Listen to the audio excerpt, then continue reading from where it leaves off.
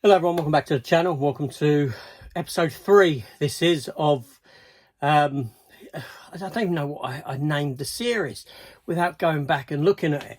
The last episode of this I brought you in, I think it might have been November, and then I kind of took that sort of December hiatus, and this January was January, and now I'm getting back into this one. And what this is okay, I've had a look at these top 2 shelves here, all the contents on them.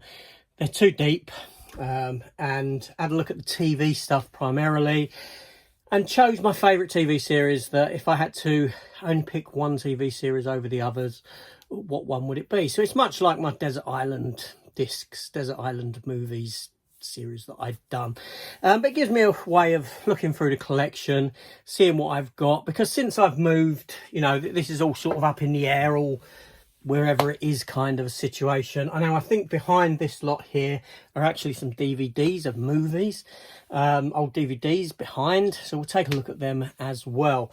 So let's just get on with it, shall we?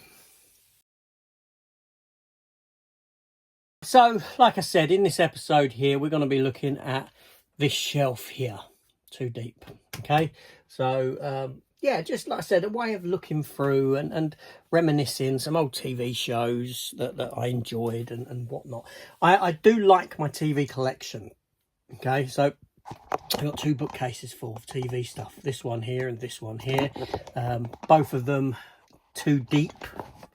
In a lot of cases, there are a lot of other stuff there that, you know, isn't TV. I will say, like I said, DVDs and that. But we'll take a look at what's there. So let's begin. Let's begin, shall we? So first up, we have a J card there.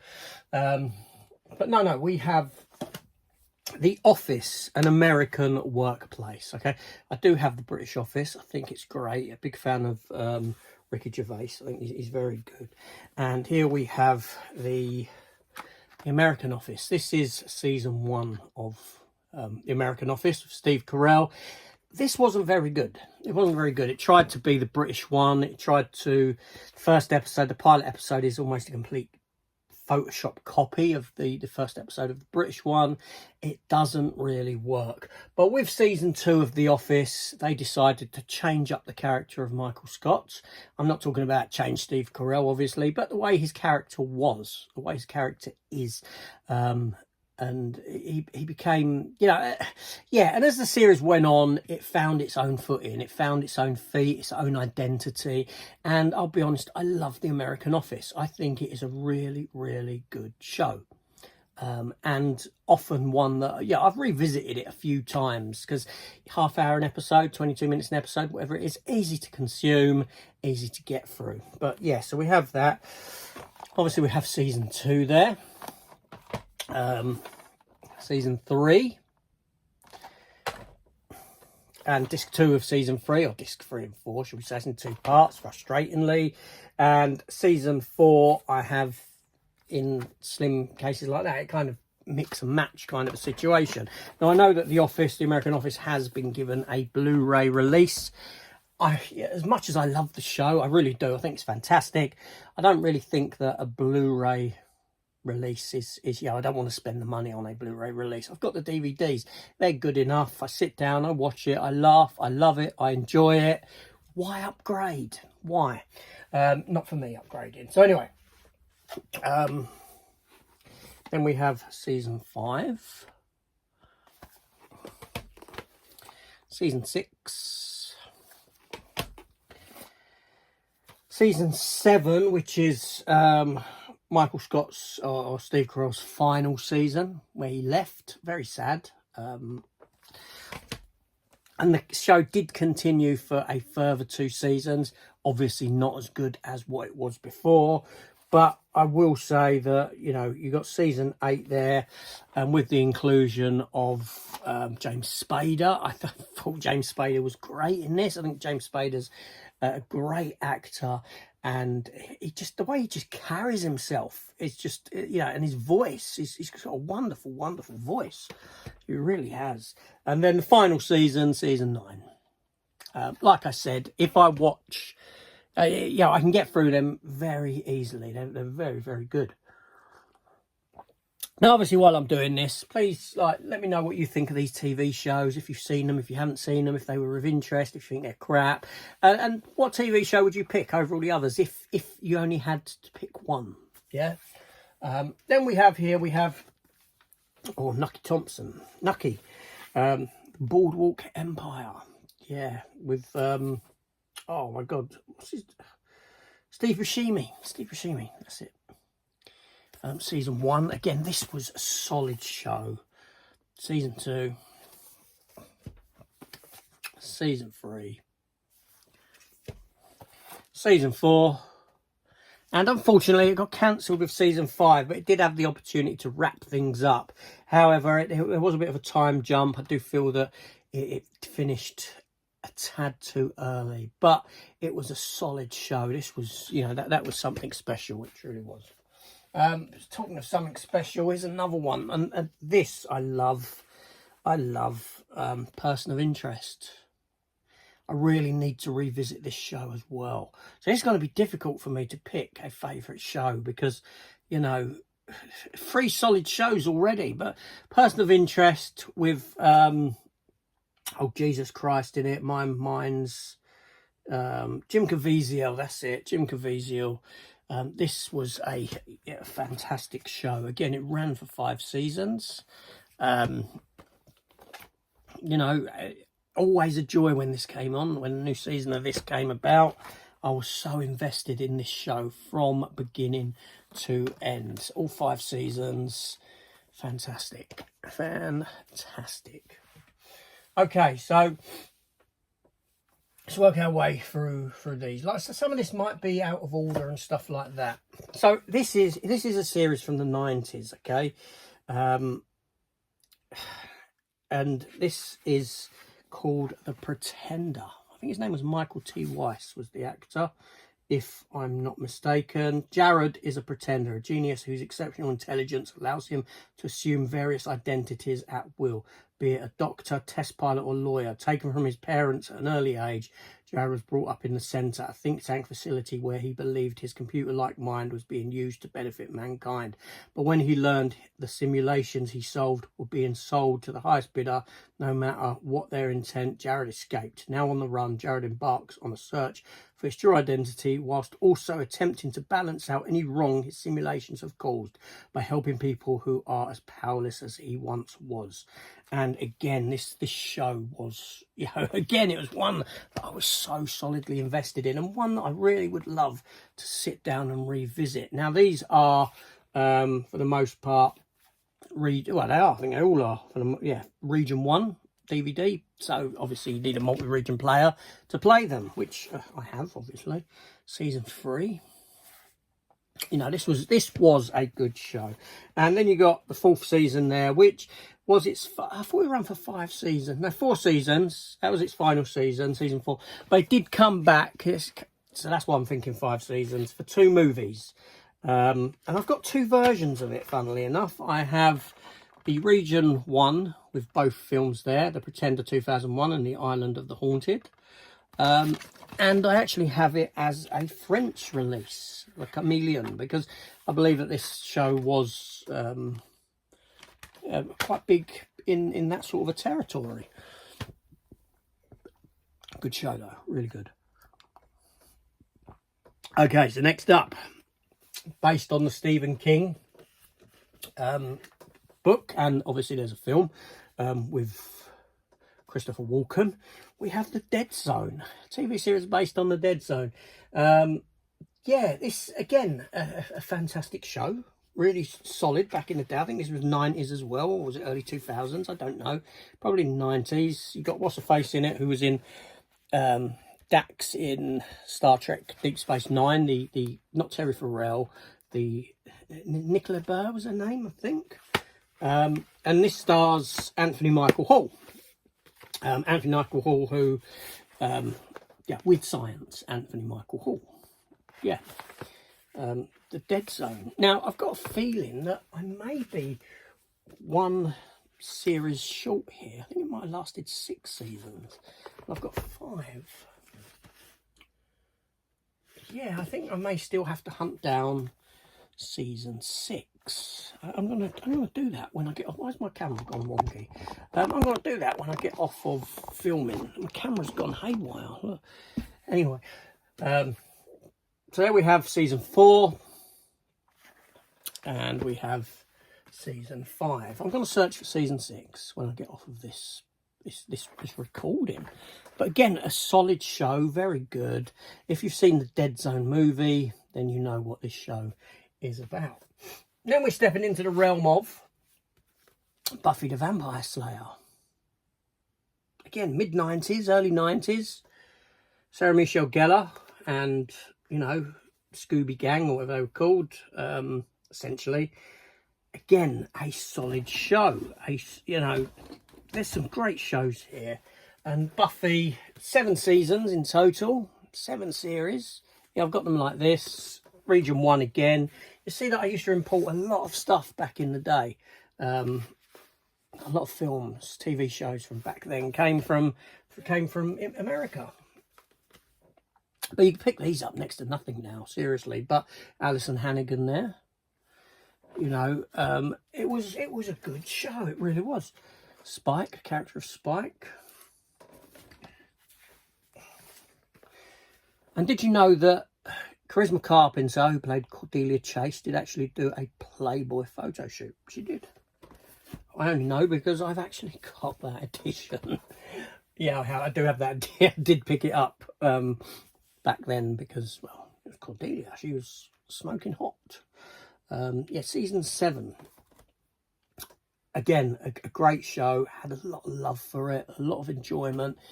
Not watched it in years. You know, I tried getting my daughter into it. I thought she would like it, and I don't know how far she got, but there we go. Then you have the spin-off show of Angel. You know, David Boreanaz, his character spun off from Buffy into his own series. It lasted 5 seasons. Cordelia Chase, Charisma Carpenter's character, did join him in this for a number of seasons, as I recall. Can't remember how many. But again, you know, it kind of found its own identity away from Buffy, which was pretty cool. Angel there. And the final season. 5 seasons. Again, some of them are British, aren't they? Yes. No, they're all British, those ones. They're all UK releases. Yeah. Solid time. This is why, you know, I got a lot of good memories for TV shows from that kind of an era. And I don't know if it was my growing up or if it was just I was you know, obviously TV's evolved now, and you're getting a lot of great writing in TV, big productions, a lot of money spent on them. But this era here it was like, I don't know, this era here just feels so much stronger, so much more diverse, interesting, shall we say. There we go. And we do have a bootleg here of Fallout, the complete season 1, which I would replace if it got released, but it's an Amazon studio production, isn't it? And I doubt that it would. Fallout was very good, so I had to get a bootleg of it after watching it. It was, yeah, a solid show. So then we have here a box set which has stars Zachary Levi, you know, Shazam, and it is the TV show Chuck. 5 seasons of Chuck. Again, a very fun show. A solid, fun 5 seasons of a sort of spy show with a geezer who, well, shouldn't really be a spy, I suppose. You know, yeah, he takes some sort of computer thing into his brain, doesn't he? And then he can do stuff and whatever it is. And yeah, I don't know. But yeah, like I said, it's 5 seasons. Let's take a look there. Season 1, 2. Yvonne Strahovski there, who went on to be in Dexter. She would have made a very good Captain Marvel. More so than Brie Larson, I think. You know, they missed a trick when they didn't cast her. I don't even know if she was in the running or what. But let's have a look what we got here. So first up, we have TV wise, we have this is all over the show. This is over the show. I don't know why, but let's sort this out a bit, because we got stuff here that's just here, left, right, centre, and this is why I want to go through some of it in the first place, because so here we have the pirate show Black Sails. There's 1, 2, 3, 4, 5, 6. Okay, so we have Black Sails Series 1, Series 2, Series 3, and Series 4. Lasted 4 seasons. Solid sort of piratey-esque kind of a show. It was really good. It was really good. So next up, we're getting into a realm of bits and bobs. So somewhere I do have season 1 of True Detective. This is season 2, and it's still sealed. Still sealed. I don't know why I bought it, I'll be honest with you. As good as True Detective was, is there really a rewatchability factor to it? The answer to that is no, there isn't. But there we go. Then we have, dropped a couple of discs there, just floating around. We'll go through the TV stuff first. We have Riverdale season 1 and 2, based upon the Archie comic books. For me, this felt a lot like a sort of more teen version of Desperate Housewives kind of thing. I'm not sure how many seasons it went for. I've only got season 1 and 2 for some reason. I don't think they continued releasing the seasons over here, at least. There may have been a couple more. I'm not sure. I'd have to check that one out. Okay, then we have, okay, I'm going to pass by them. I've never seen them. The Crown. The wife wanted them. Okay, let's get rid of them. Never watched. I know a lot of people like them. I'm not really into the royal family and that, and the monarchy and that nonsense. It does nothing for me. And I did pick up David Tennant, £2, Broadchurch, season 1. Is that season 1? Is it just season? Was there another season after? I don't know. Tennant, yeah. All right. So there's that. So let's have a look here. So then we have, I got these cheap, and I've still yet to watch them. Seasons 1 to 5 of Peaky Blinders and season 6 of Peaky Blinders, still unwatched. So yeah, will I get round to them? I don't know. A couple of loose discs. These are old DVDs just kicking around. And then we have here, we have Blade the series. Is his name Sticky Fingers? Was that his name? Blade the series. I think it lasted about 13 episodes, something like that. Yeah, it was, you know, it was okay. It was okay. It was far more interested in the world building of the Vampire Society than what it was of Blade. It kind of became a running joke in this show. You know, how much screen time does the character of Blade actually have in the episodes? And I think there was somewhere it was coming down to like 7 minutes an episode. His screen time was in like a 45-minute episode.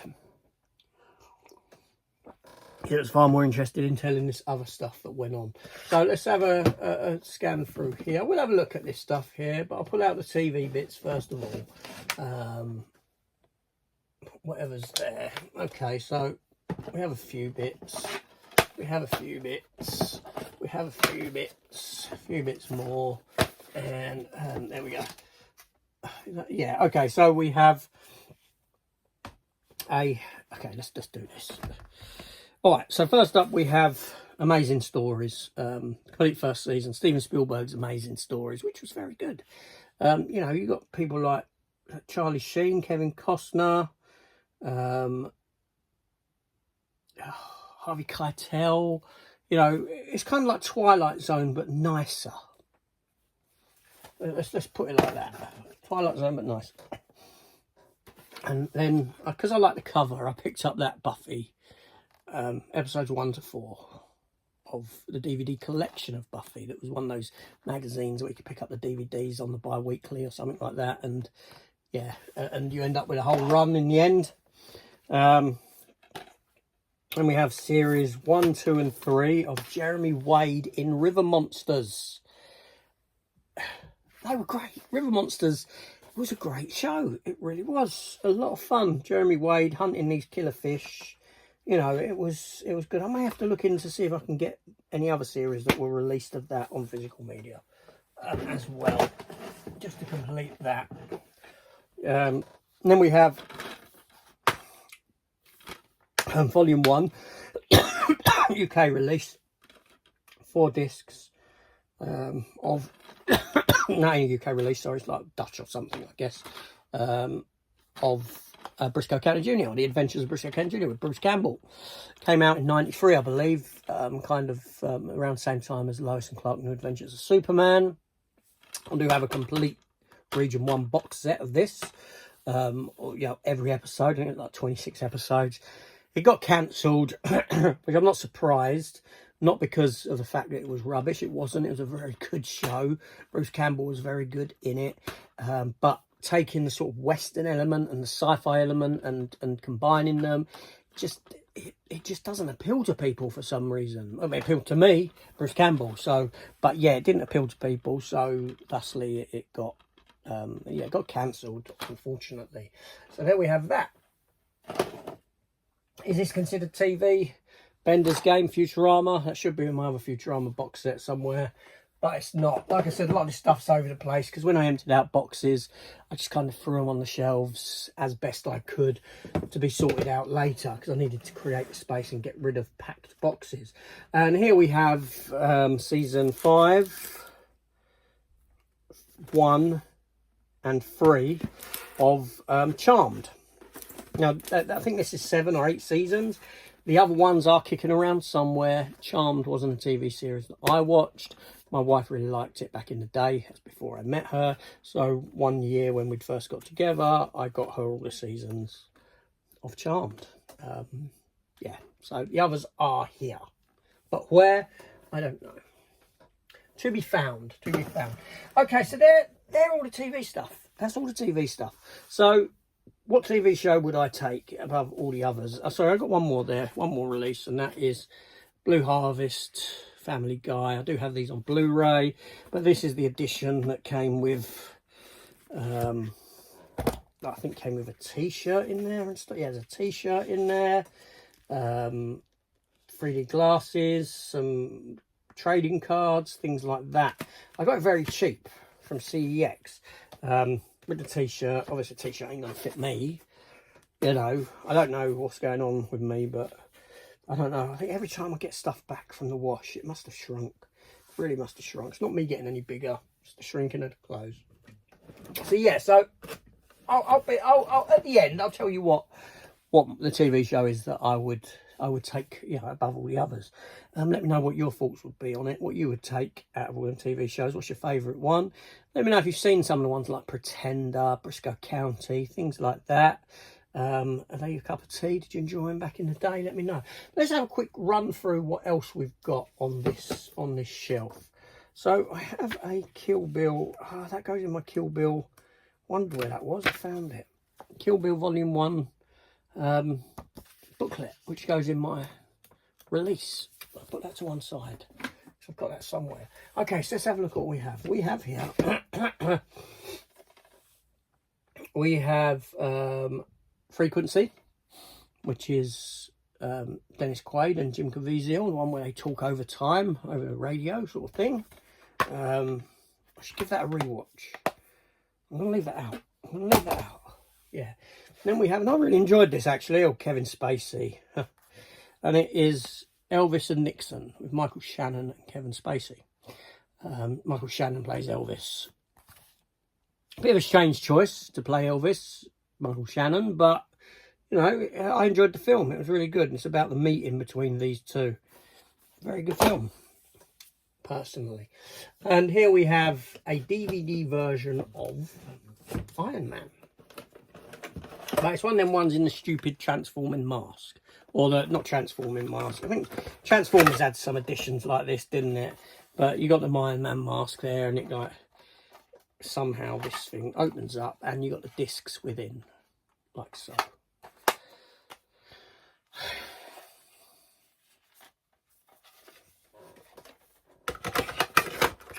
But I kept it because it's quite unique, isn't it? let's have a look what else. We've got some steelbooks here. We've got some steelbooks. But first of all, let's take a look. So we've got Antonio Banderas and Rebecca Romijn in the movie Femme Fatale. Sort of erotic thriller, as I recall. Then we have Unseen. Quentin Tarantino presents Michael Madsen, David Carradine's in it, Vinnie Jones, Dennis Hopper in Hellride. I've not watched it. Again, picked up cheap at some point. I have seen this, but completely forgot it. Infestation. I don't know. And then we have rubbish. Oh, it's rubbish, but I love a superheroes. I have to, you know, I have to watch it at times, you know. Well, not times, it's been a long time. But it's a superhero movie. It is crap, but it's, you know, it takes fun out of the movies that I love. So, you know, there we go. But let's have a look at some of these steelbooks here. And I've got a couple of special editions as well. So we have Die Hard 4.0 or Live Free or Die Hard, is that what it's called? Which I don't think is, you know, all right, this is where John McClane had now become a kind of superhero. He's not the everyman. He can survive bloody falls off of planes and things like that. But I don't mind it. It's not a great Die Hard film, but in comparison to Die Hard 5, it's a damn masterpiece. Then we have a Blu-ray steelbook of, or DVD steelbook for Total Recall. I kept these just because. Daredevil steelbook.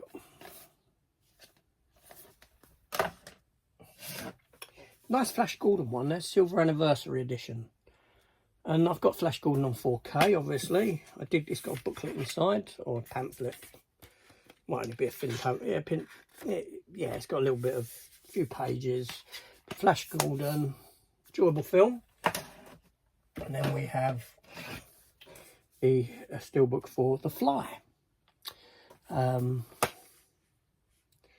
Yeah, David Cronenberg's The Fly, which is a great film. I do have it on standard Blu-ray.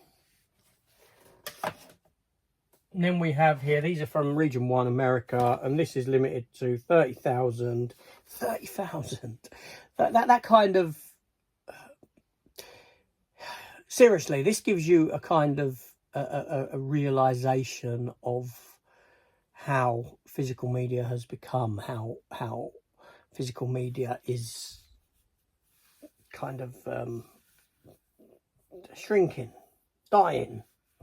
Okay, because this here came out, this release for Army of Darkness.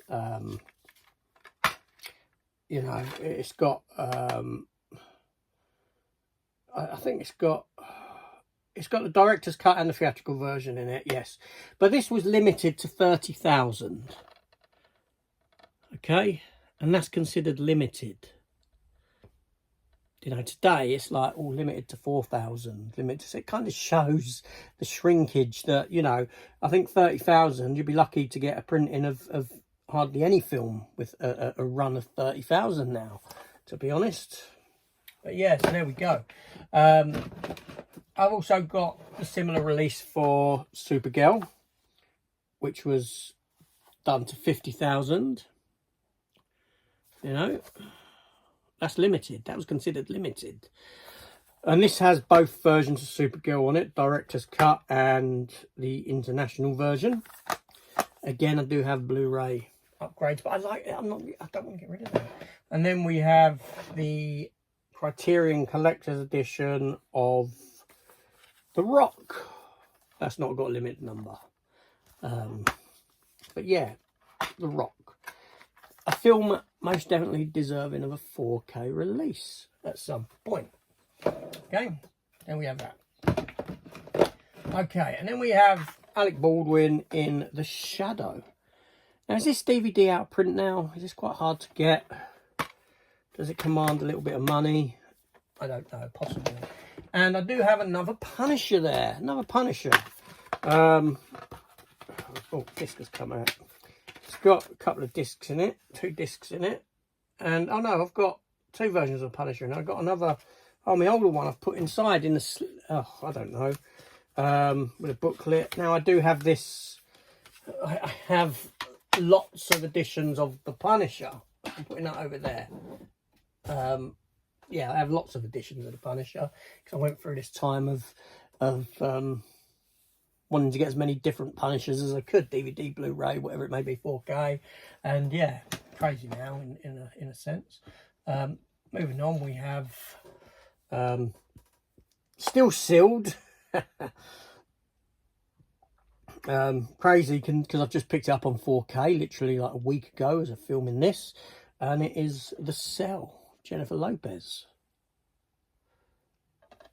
the #1 US box office hit. Was it a #1 US box office hit? Prepare for one hell of a head trip. This year's best horror film. Let's leave that out to get rid of. Then we have Stakeout, Emilio Estevez and Richard Dreyfuss. I liked the first one, wasn't a fan of the second.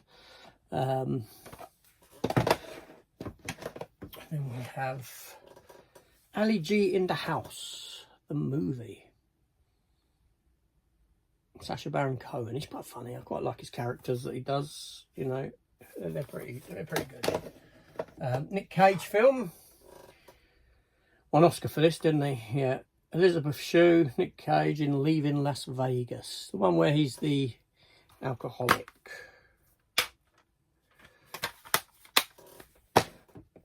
And we have the complete motion comic of The Watchmen. Now, there's a reason why I've kept these, and if you know, you know, obviously. And it is the Star Wars releases like that. I've kept all 6, but primarily what I've kept them for, I kept 1 for is Star Wars A New Hope, because you got the original theatrical version as a special feature on it. And the same with The Empire Strikes Back, and the same with Return of the Jedi. Yeah, the original, even though I have them as despecialized editions, or whatever you call them, I did keep a hold of them for obvious reasons, you know. You know, and that's Star Wars. That's Star Wars. That's, you know, Star Wars before the dark times. That is, before the Disney. Got a Hulk book, which came with a Hulk release. Got some comic in it. Some comic stuff.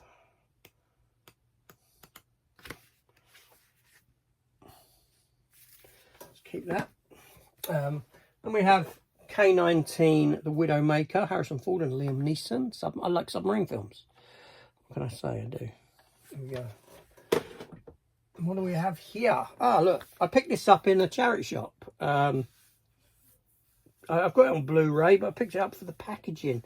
You know, when I buy for the packaging. But some of these DVDs had great kind of fancy packaging to it. And look at this one here. Saw 4.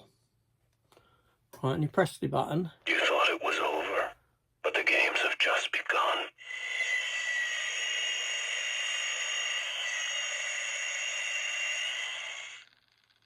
Novelty packaging, which obviously I kept for the novelty of the packaging. Let's do it one more time. It was over, but yes, I went into a charity shop down in Lewisham. This was in there. It was like a couple of quids, and yeah, I picked it up. There we go. And then final item here is, before I get to my thingy, is this release of Sin City. Now I have Sin City on a big Blu-ray box set. I have steelbooks for Sin City 1 and 2, but this one here I kept simply because it came with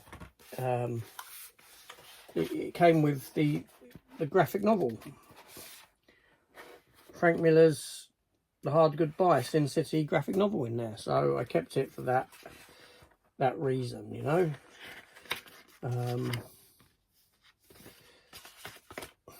Yeah, and it's got the extended cut on it and that sort of thing. But yeah, so, you know, there's still a fair few DVDs, film DVDs that I have in the collection, them being some of them. So what I'm going to do is I'm going to put all this lot back now.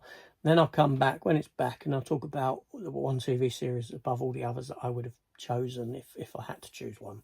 So let's I made that. Yeah, it's difficult. This one's difficult. I'll be back in a minute.